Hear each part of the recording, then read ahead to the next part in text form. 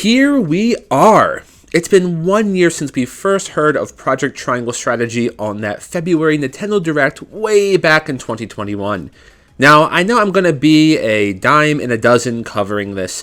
However, given just how this game is set up, and my somewhat complicated feelings about this game, I just really want to talk about this. So, let's go in and test this game's convictions.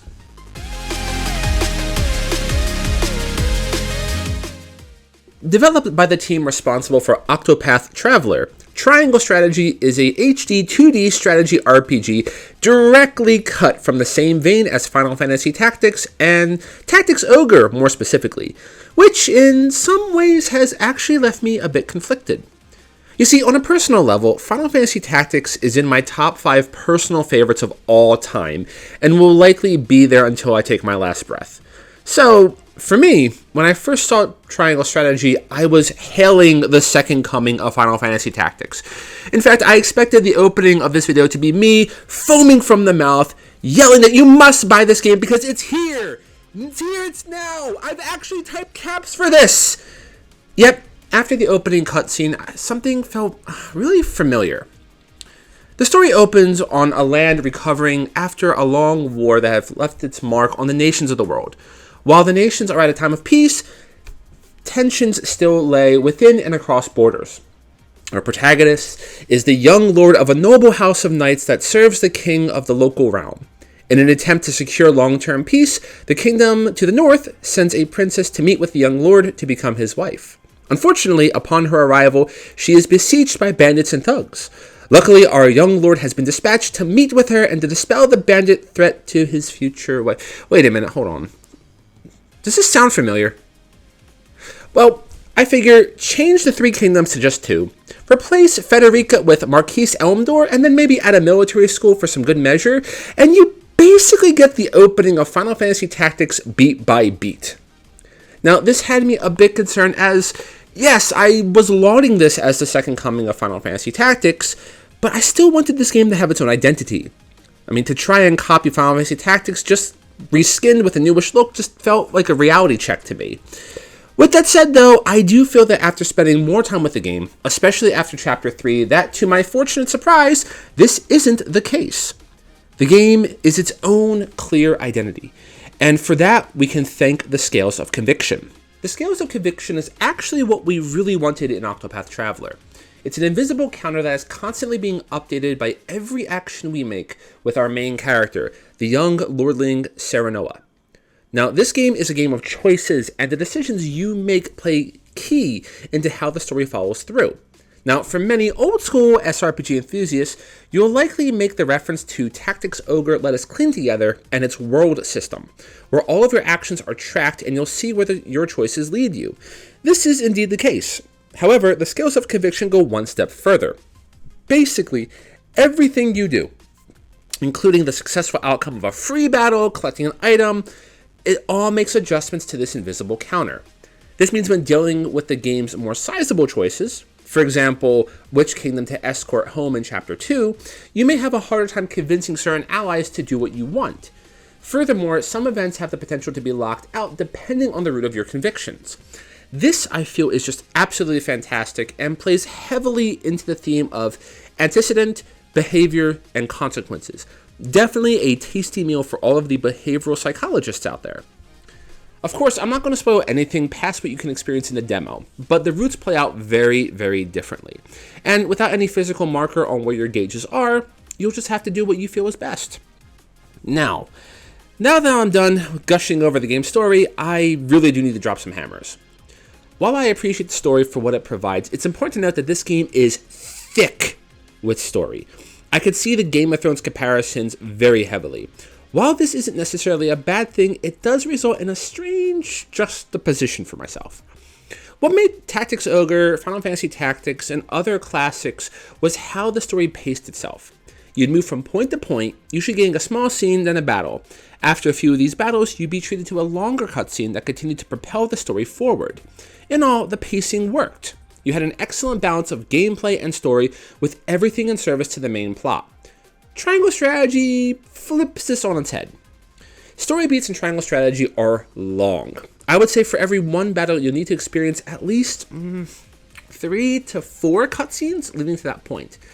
This makes the actual core SRPG aspect sort of take a backseat in relation to what would be more of an HD 2D visual novel. In fact, I've actually seen this done before with the Utaware Mono series, which is a personal favorite of mine. The difference is Utaware Mono is marketed and set as a visual novel with SRPG elements added for class.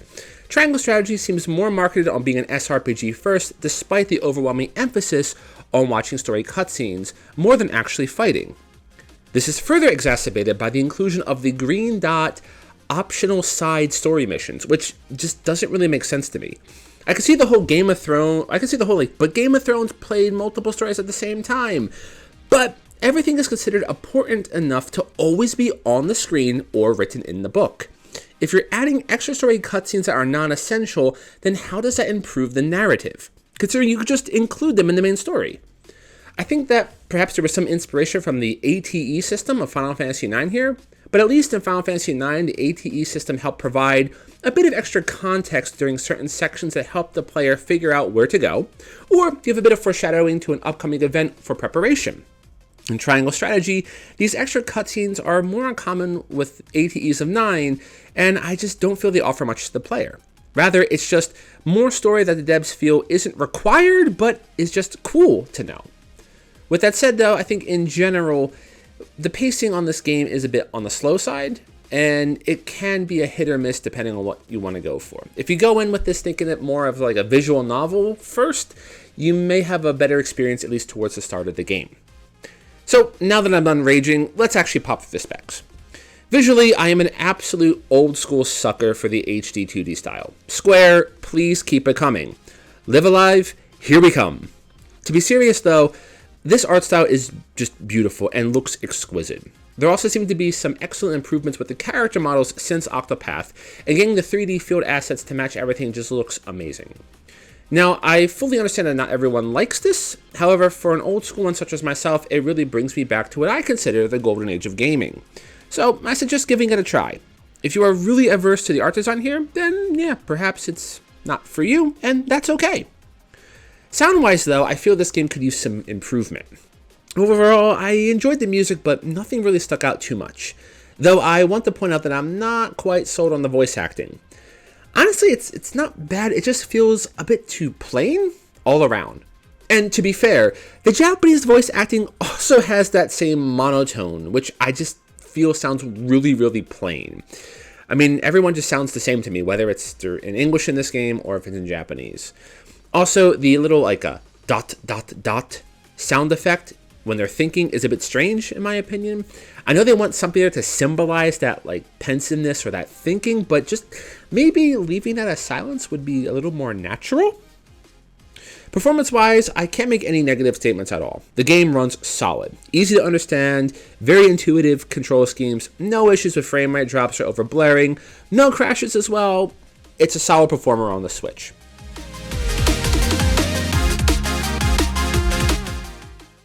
It's of no doubt that Triangle Strategy plays as a strategy RPG of the most classic form, very much to the aforementioned Final Fantasy Tactics and Tactics Ogre in almost all aspects. All battles play out on a 3-dimensional grid, taking distance and elevation into an account with line-of-sight mechanics and damage calculations. Of course, you have a set number of units you can field per battle, and battle objectives vary depending on the map. The game system also includes basic systems such as back and side attacks for more damage, follow-up attacks if 2 units are lined up between an enemy, and many other familiar mechanics. In all, it's an extremely familiar formula for anyone who has touched an SRPG in the past 2 decades. With that said, Triangle Strategy does provide its own take on the genre in a few unique ways. In particular are the ways it handles its skill usage, environment effects, and kudos system. Now, skills are used in battle by a point system. All skills have a certain point cost in order to be used. In general, most basic buffs and support skills use 1 point. However, more powerful attacks such as AoE magic cost more. Every turn, a particular amount of points are recovered, usually 1, which can be used dynamically or saved for a later turn to cast a stronger skill. I personally enjoy it, as it adds an extra element of care with resource management, so you won't be able to get away with mindless spamming. It's important to note that due to the nature of the game, skills are locked to their respective characters, but I'll address that shortly. The second unique point of Triangle Strategy's take is with the environment effects. In keeping to the game's theme of consequences, your actions in battle have consequences in the environment. The clearest example of this is how using ice magic freezes the targeted tiles, therefore debuffing movement. If by chance you happen to launch a fire spell on those ice tiles, then they will melt, turning into water. This new water tile now supports lightning spells to conduct them better, which could be a boon or bust depending on the composition of each side. I find this dynamism extremely refreshing as it adds a simple but risky mechanic that forces the player to remain aware of the battlefield's terrain to maximize effectiveness in combat. For this reason, it would prove wise to consider your party composition before a battle begins so you can support each other's skill sets and match abilities to exploit the environments. This also drives to a third point, which is the game's kudos system. Seldomly do we see strategy games reward the player for actually being tactically inclined. This has always been something I found a bit confounding. I mean, we're playing a strategy game, so if we make use of actual helpful strategies, such as environmental damage, back attacks, and so forth, shouldn't we get a bit more than just a slight damage bonus? Well, Triangle Strategy definitely has that in mind with the kudos system. Kudos are a point currency you receive for performing strategic actions in battle. These include simple actions like back attacks or attacking from a higher altitude. Additionally, actions such as hitting 3 or more targets with one attack, or triggering environmental changes can also provide kudos. This gives great incentive to consider your actions while fighting, as accruing this currency allows for not only the purchase of unique information documents to find new story beats, but the acquisition of quietuses. Quietuses are one-time use battle buffs that can be activated using quietus points. Think of them in a similar vein to secret plans from Dynasty Warriors 9 Empires. However, they can only be used once per battle, and you must have the minimum amount of quietus points to activate it. Quietus buffs are fairly powerful and varied. Some provide healing and debuff recovery, others grant instant critical hits, and some allow for the manipulation of the turn order, thereby making these an absolute must to hunt down. Having the right quietus unlocked can prove to tip the scale of battle back in your favor. Now, it would be remiss of me to withhold discussion of the encampment feature, as this is a critical gameplay element. The encampment menu is where all of the magic happens with your team. Here is where you can purchase items and accessories from the shopkeeper, trade in your kudos to the sundry shop, partake in extra battles a la Mercenary Saga style, and use the blacksmith to upgrade your characters. You see, in Triangle Strategy, character leveling plays a large role in skill acquisition. However, in lieu of purchasing new weapons and armor, all characters have their current gear upgraded by the blacksmith in a sort of skill tree system. Essentially, as you battle, you'll receive material items that could be traded in with money to gain passive buffs for your characters. These are usually just direct stat bonuses, such as increases to HP, defense, and so on. Others offer weapon potency boosts that allow skills and attacks to be more functional. In general, each upgrade purchase will increase the overall cost of the subsequent upgrades. So, if your money and resources are limited, do consider what would be the most beneficial for your team. Finally, to tie in with the characters themselves, each has their own class that awards their own skills.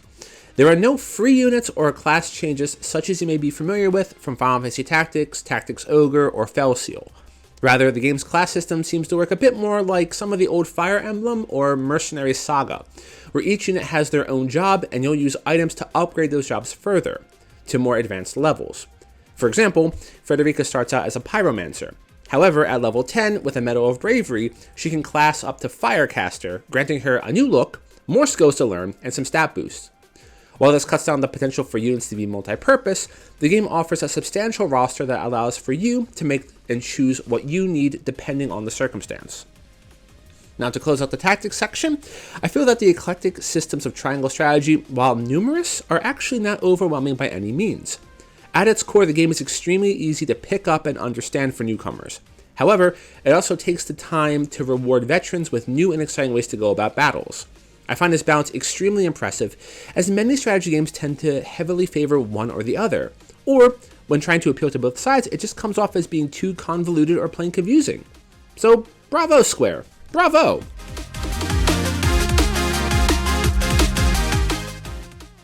As usual, I'm going in on normal difficulty, as I do, and I'll try to keep this next part as succinct as possible. So I feel the challenge of triangle strategy is a bit interesting.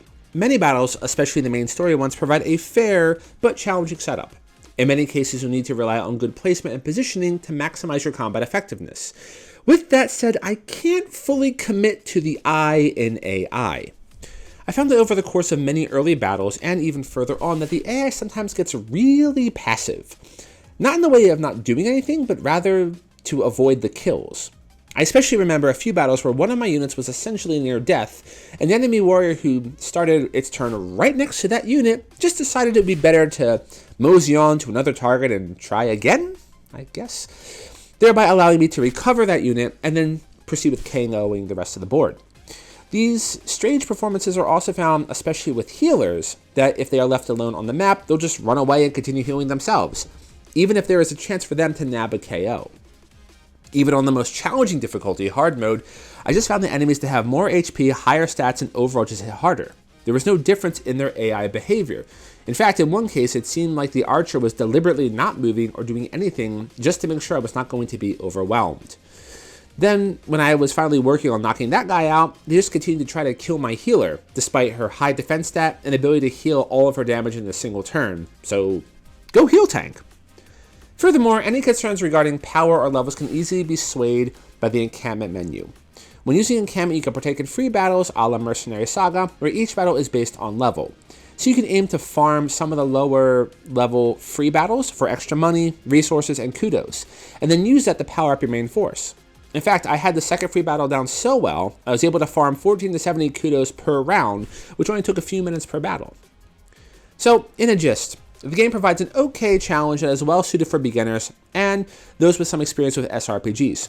For veterans on normal and below, you can expect the usual in terms of difficulty, so it may prove a bit desirable to start on hard difficulty. Should you have any issues, just utilize a few rounds in the encampment battles and you'll be set.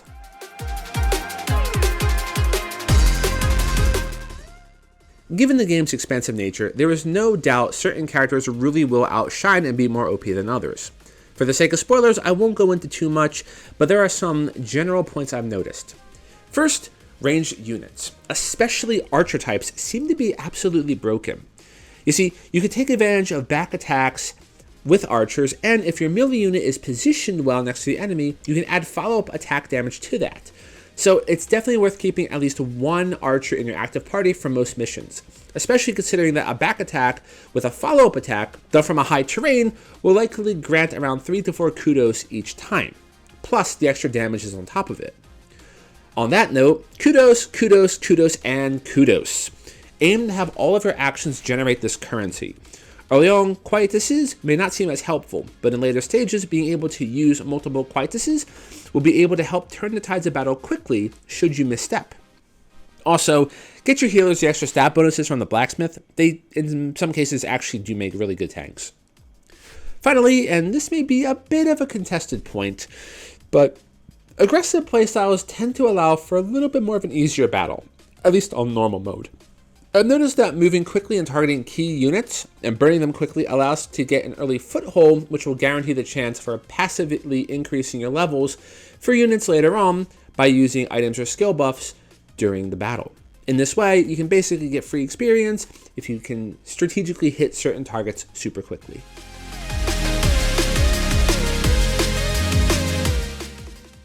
Despite some of its flaws, Triangle Strategy is potentially the most SRPG of SRPGs. It takes pages from many of the classic titles of old and refreshes them in an interesting blend that screams nostalgia for veterans of the genre. For newcomers, on the other hand, Triangle Strategy is set up in such a way that it is an easy pickup for those who are interested. Perhaps you may have been hesitant with the genre in the past. Triangle Strategy basically has you covered. Do note, however, that the story pacing may make or break your experience with this, given your tolerance for long dialogues and cutscenes.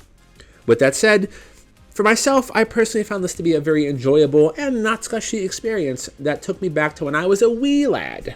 It just feels like home. Well, if you made it here, thank you so much for watching. In lieu of a typical first thoughts and then tack review, I decided to focus on pushing out the review as fast as I could, as I fitted myself with a little bit more free time this week, which was great.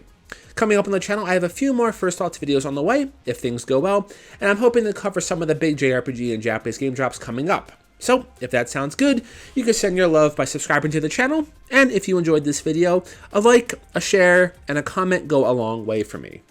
So, thank you so much for that. If you have any questions about the game, I'll be happy to field it as much as I can, and for those of you checking out the video who want to leave your own experiences as well as your own tips, feel free to do so as well. It's always nice to see everyone interacting in the comments, trying to help each other out. Anyway, thank you so much for all the love and support so far, and it really encourages me to keep posting. So, thanks for watching, and remember, if the going gets tough, let's switch strats. Cheers!